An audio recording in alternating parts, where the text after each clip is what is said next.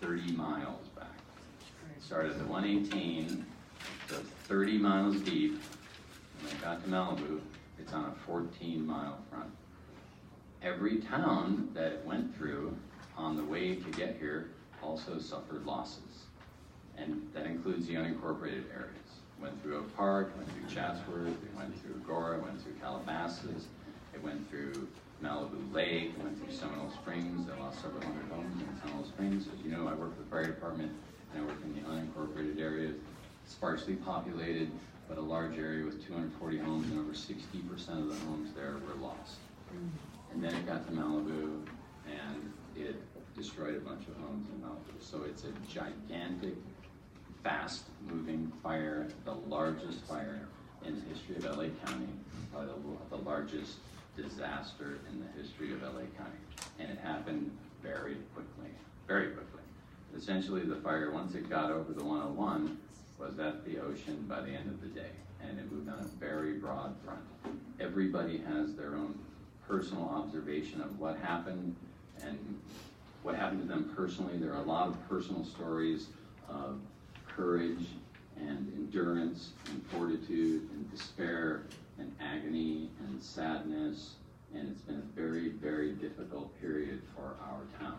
And I just want everyone to know that if you have something that you feel should have been done better, then I'm the guy to talk to. And I want you to contact me and tell me what your personal observation is, and that's my responsibility as the elected official. Now, I'm gonna not be the mayor in a week, so I'm not actually trying to dump it on whoever's the mayor.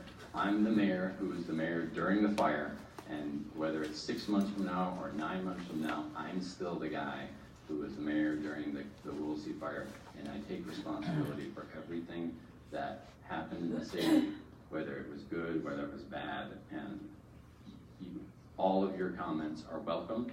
And I think there's great learning points from everybody, and I know that each individual out there has experiences that I think we can all benefit from, and I'm hoping that the city can help me in capturing the oral history of this, because it's not only a significant historical event that needs to be captured, but each of the stories of the individuals and their actions on the day of the fire contain things that we can all learn from. And I think we can benefit from the experience of others. There's, like I said, there's tragedy out there, but there are very uplifting stories too, of neighbors helping neighbors, of people who show bravery, of generosity after the fire, and people giving money, food, clothing, everything. And I think if there's one silver lining in this very difficult event that the city has gone through, and not just the city, the whole area has gone through, is that we've seen a really good side of people, and they've been there for their neighbors, and they've been generous, and not just people within the city, but also people from outside of our city have been very forthcoming with resources and money, etc., for people. But having said that, that doesn't make the despair that some of you feel after having lost your home because there wasn't a fire engine on your street, or you weren't there to protect it, or something went that you felt it shouldn't have been. Those are real feelings you have, and they're valid, and I understand them.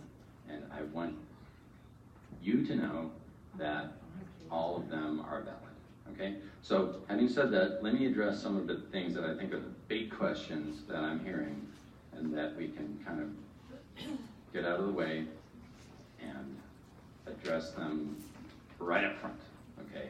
So you don't have to sit through a meeting for 3 hours and say, I want this question answered. So the first thing I want to talk about is the evacuation.